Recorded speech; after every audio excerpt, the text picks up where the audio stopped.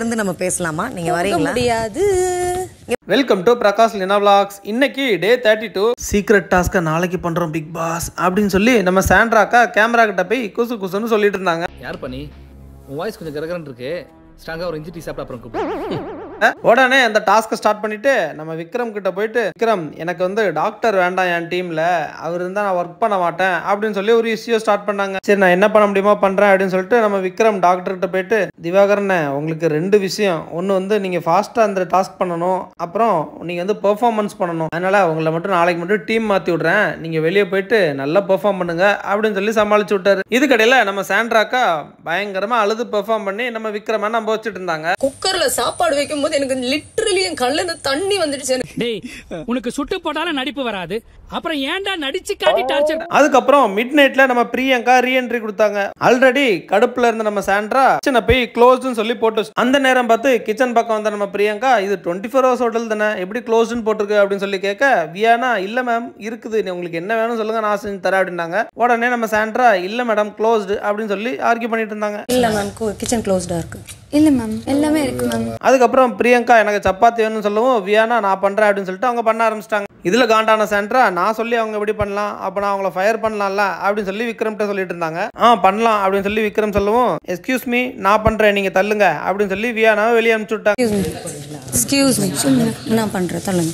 உடனே அங்க இருந்த டாக்டர் அவங்க சொல்லி நம்ம எப்படி போக முடியும், இது பிக் பாஸோட வீடு, நம்ம எல்லாரும் உள்ள இருந்து பண்ணலாம் அப்படின்னு சொல்லி வியானாட்ட சொல்லிட்டு இருந்தாங்க. ஆனா வியானா அவங்க கீழே எனக்கு பண்ண விருப்பம் இல்லை அப்படின்னு சொல்லி அவங்க வெளியே போயிட்டாங்க. அதுக்கப்புறம் வெளியே வந்த சாண்ட்ரா கிட்ட நம்ம விக்ரம் போயிட்டு, நீங்க யாரையும் ஃபயர் பண்ண முடியாது, நான் அதுக்கு அலோ பண்ண மாட்டேன், அதுக்கான ரீசன் எதுவும் இல்ல ப்ராப்பரா அப்படின்னு சொல்லிட்டு இருந்தாங்க. உடனே சாண்ட்ராக்கா எல்லாரும் குரூப்பா சேர்ந்துட்டு எனக்கு வந்து ஆப்போசிட்டா இருக்கீங்களா, சரி ஓகே அப்ப நான் குவைட் பண்ணிக்கிறேன் அப்படின்னு சொன்னாங்க. அதுக்கு விக்ரம் சரி ஓகே அப்படின்னு சொல்லிட்டு உள்ள வந்து, நான் ஒரு டிசிஷன் எடுத்திருக்கேன், நீங்க எல்லாரும் சப்போர்ட் பண்ணணும் அப்படின்னு சொல்லி நம்ம கனியக்கா சுபி வியானா இவங்க எல்லாத்தையும் போய் சொல்லிட்டு இருந்தாங்க. அது மட்டும் இல்லாம நாளைக்கு 12 மடங்கு சாப்பாடு அதிக டேஸ்டோட இருக்கணும் அப்படின்னு சொல்லிட்டு போனாரு.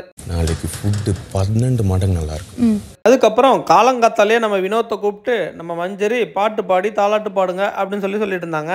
அதுக்கப்புறம் நம்ம பிரியங்கா அவட்ட ஒரு 2 பாட்டு சொல்லி, இந்த பாட்டை நீங்க வெளியே போயிட்டு ஒன்னா ரம்யா கிட்டையும் இன்னொன்னு கனியக்கா கிட்டையும் பாடுங்க அப்படின்னு சொல்லவும் அவரும் வெளியே போய் பாடி ஃபன் பண்ணிட்டு இருந்தாரு.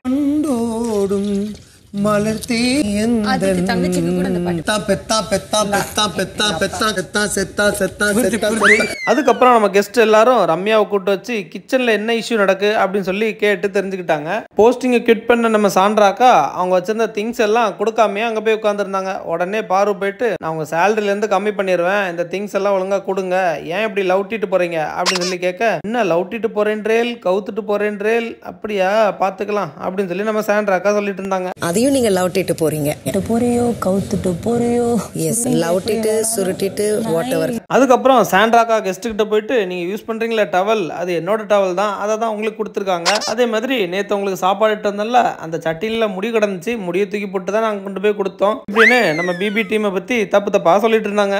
சட்னிக்குள்ள முடி கிடந்தது, அதை தூக்கி வெளியில போட்டுட்டு அந்த சட்னியை உங்களுக்கு கொடுத்தோம். அதுவும் இல்லாம அங்க எங்கேயும் போகும்போது தும்மிட்டு நம்ம மஞ்சரி சாப்பிடும் போது சாப்பாடு நேரா பார்த்து தும்மிட்டு போயிட்டாங்க.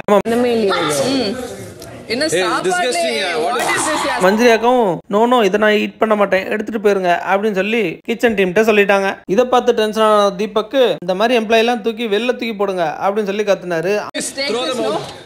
அமித்தும் தூக்கி வெளியே போடுங்க அப்படின்னு சொல்லவும் நம்ம சாண்ட்ராக்கா காதல விழுந்தோன்னே, தூக்கி வெளியே போட்டுருவீங்களா, போடுங்க பாப்போம் அப்படின்னு சொல்லி ஆர்கியூ பண்ணிட்டு இருந்தாங்க. ஆல்ரெடி மேனேஜர் போஸ்ட்ல இருந்து போன நம்ம திவ்யாக்கா இதான் சான்ஸ்னு சொல்லிட்டு, பாத்தீங்களா நான் மேனேஜர் ஆகும்போது இந்த மாதிரி தான் நடந்துச்சு, துஷார் வந்து அப்பவே சொன்னாரு இந்த மாதிரி கெஸ்ட்டுக்கெல்லாம் வந்து வெளில போனாலும் நான் கவலையே பட மாட்டேன் அப்படின்ட்டு ஒரு ஆர்கியூமெண்ட்ல சொன்னாருன்ட்டு அதை போட்டு கொடுத்துட்டு இருந்தாங்க. துஷார் இவ்வளவு கேவலமா சொல்லிட்டு இருக்கீங்க, அது எப்போ நடந்தது, நீங்க பண்ணதுக்கு தான் நான் ரியாக்ட் பண்ணேன் அப்படின்னு சொல்லி அவரும் ஈக்குவலா ஆர்கியூ பண்ணிட்டு இருந்தாரு. கெமி ரம்யா எல்லாரும் திவ்யா பிக் பாஸ் சொல்றாங்க அதனால கம்முன்னு உட்காருங்க அப்படின்னு சொல்லுவோம், என்ன பெரிய பிக் பாஸ் அப்படின்னு நம்ம திவ்யாக்கா சொல்லிட்டாங்க. அதுக்கப்புறம் எல்லாரும் டிஸ்கஸ் பண்ணும்போது நம்ம விக்ரம், பாரு நீங்க போயிட்டு அவங்ககிட்ட பேசி சார்ட் அவுட் பண்ணுங்க, அப்படின்னா இது சரியாகும் அப்படின்னு சொல்லவும், பாரு நான் ஏன் பண்ணணும், அவங்க மேலதான் மிஸ்டேக் அப்படின்னு சொல்லி ஆர்கியூ பண்ணிட்டு இருந்தாங்க. இதுல டென்ஷனான விக்ரம், நான் அந்த ஜாப் ரிசைன் பண்றேன் அப்படின்னு சொல்லிட்டு மேனேஜர் போஸ்டிங்க கழட்டி வச்சிட்டாரு. I am resigning from my position.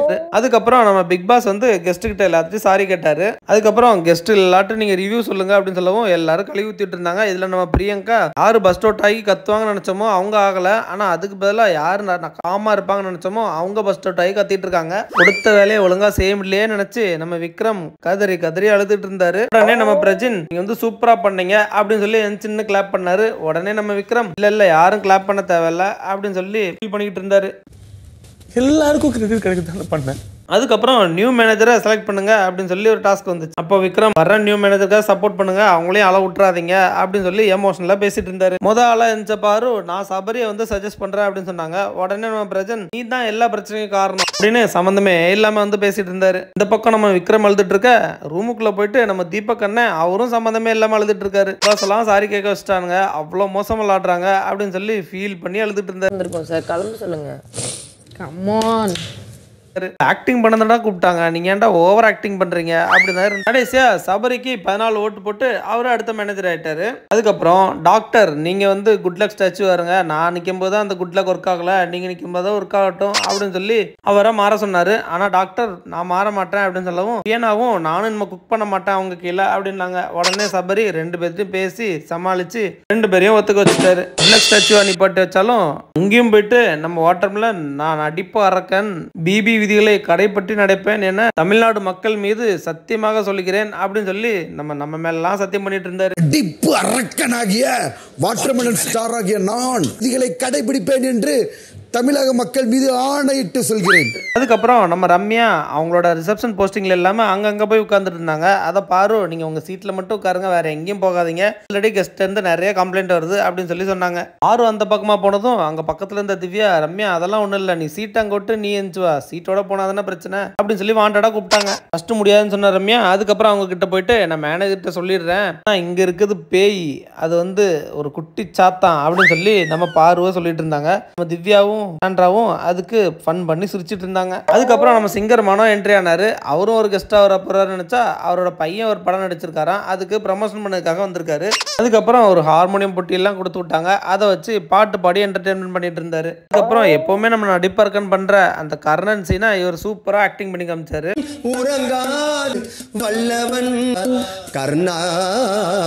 அதுக்கப்புறம் நம்ம கெஸ்ட் எல்லாரும் சேர்ந்து பிரவீன் அண்ட் சபரி 2 பேரையும் குட் பெர்ஃபார்மன்ஸ் சொல்லி செலக்ட் பண்ணி ஆளுக்கு ஒரு ஸ்டார் கொடுத்தாங்க. அதனால 2 பேரும் அடுத்த வார தலை டாஸ்க்கு டைரக்டா செலக்ட் ஆயிட்டாங்க. இன்னைக்கு இவ்வளவுதான் நடந்துச்சு, நாளைக்கு நடக்குதுன்னு பார்ப்போம். Bye by.